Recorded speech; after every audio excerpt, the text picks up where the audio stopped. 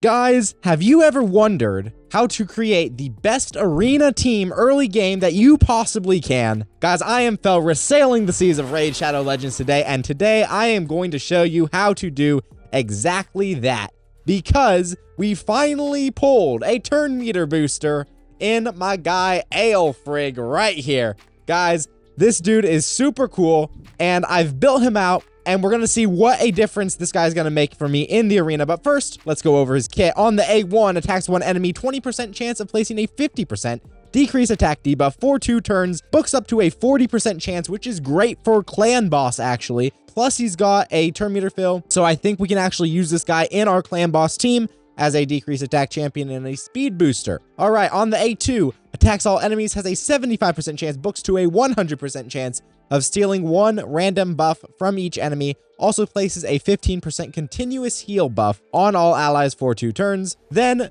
on the A3, he fills the turn meters of all allies by 15% and places a 50% increased attack buff on all allies for 2 turns. Guys, and finally on the passive, removes all decreased attack debuffs from all allies at the start of this champion's turn. Now, you'll notice that we have him at level 31 without any ascensions, so we're not getting the passive, but that's okay. He can be at level 1 and do his job. Actually, I was winning arena fights with him while he was at level 1. Why? Well, we stuck him in Dawncaller Sabbatha's gear. So I actually stripped my Sabbatha here and put the gear on Aelfrig, because that was the fastest gear that I had on my account. Also, you'll notice Sabbatha is 2 speeds slower than Mr. Aelfrig on his base speed, right? Sabbatha has a base speed unascended of 98, and Aelfrig has a base speed of 101. So using Sabbatha's gear, we were actually able to get more value.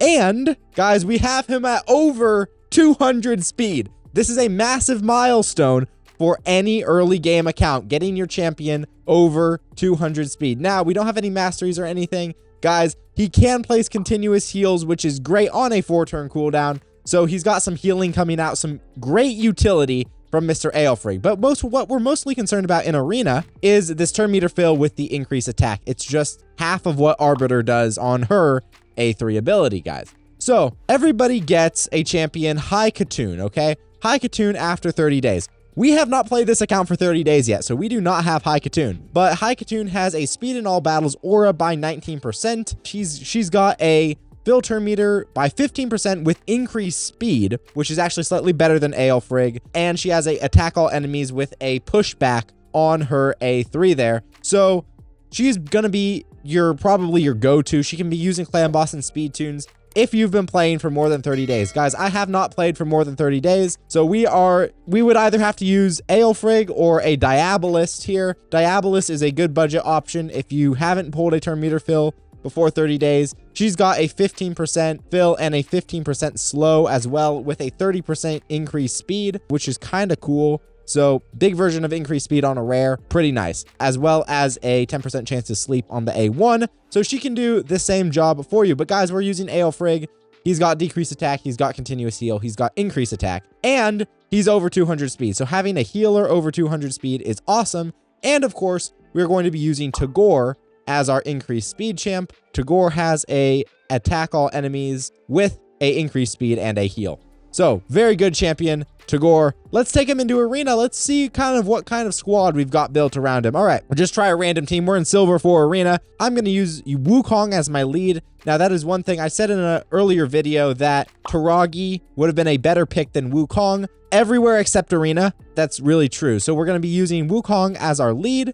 We're going to be using Alice. We're going to be using Aelfrig, and we're going to be using Takeover there as our healer, right? And as our reviver. Guys, you'll notice that we're going to be winning the speed race a lot because most accounts at this level are not over 200 speed. They have no champions over 200 speed. So we're going to be getting that turn meter fill, getting that go first. You guys know I'm a huge fan of go first strats in Arena. This is exactly what we're doing. Guys, we've got those continuous heals coming from Aelfrig. It's going to be great in Clan Boss. We're actually going to slot him in the Clan Boss team. I don't have any keys right now, so I can't show you, but he is going to be absolutely massive. We're just going to keep taking out teams here so that I can show you what exactly he's doing, right? It's because we once again win the speed race. Guys, having a champion, especially a speed booster over 200 speed in, silver and bronze arena is absolutely massive. because most accounts just don't know to push speed, right? They don't know. You know, they have these Legos. We may not be able to beat this team, but I think Aelfried will be fast enough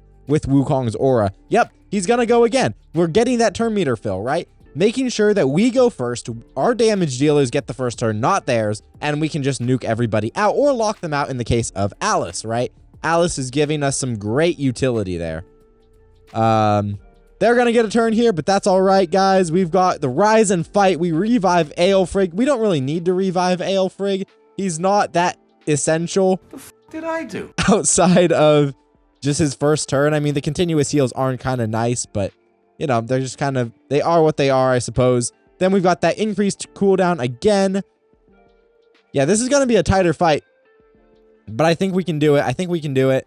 We got to book Tagore so that the revive can come around a little faster, right? Book that cooldown. It only needs one more book, so we'll get it soon enough. But I think actually, yeah, we will get it. We will get it.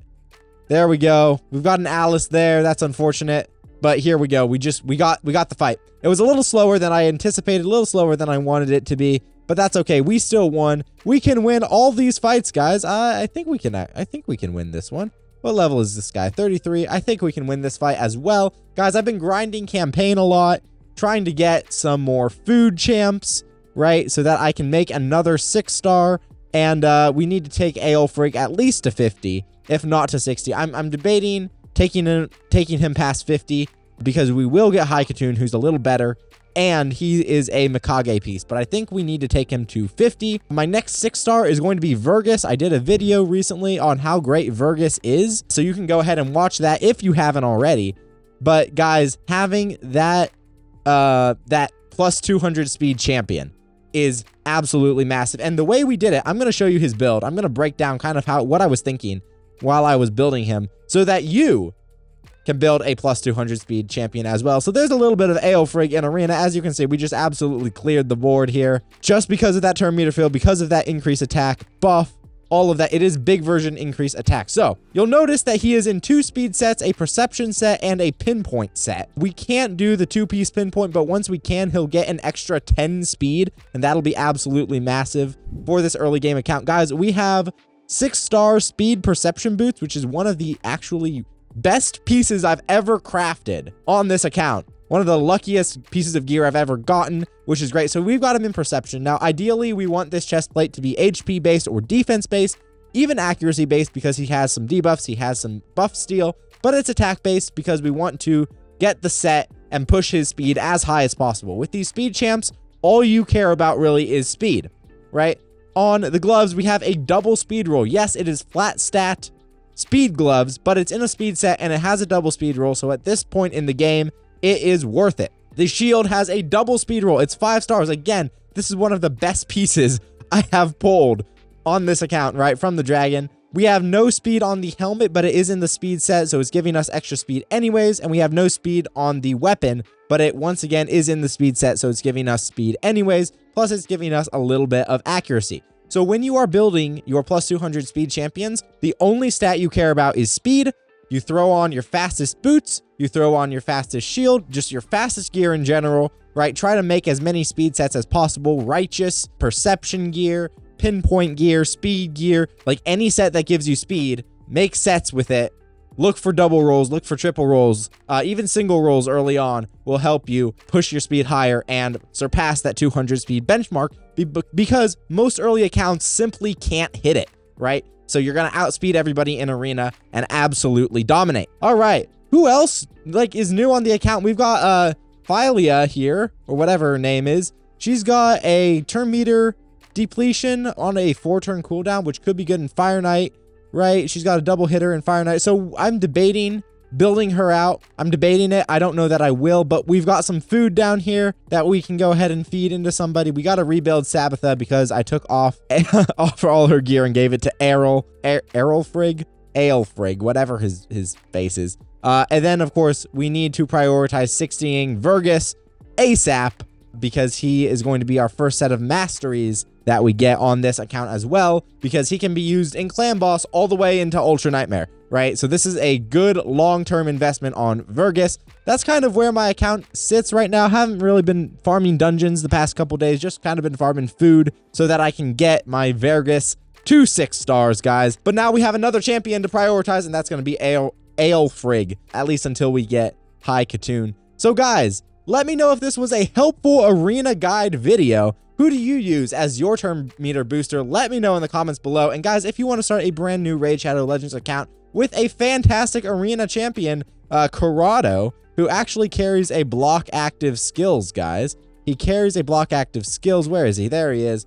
On an AoE. Pretty cool. You guys know that we just got Countess Lix on the main account, who also carries an AoE block active skills. Guys, if you want to start a brand new Raid Shadow Legends account with this legendary, you can go ahead and use my link in the description below. You'll also get 3 free epics, including Vergus, who is incredibly good. I'm quite hyped about him on this account. So glad to have him as you progress your account. Guys, thank you so much for watching.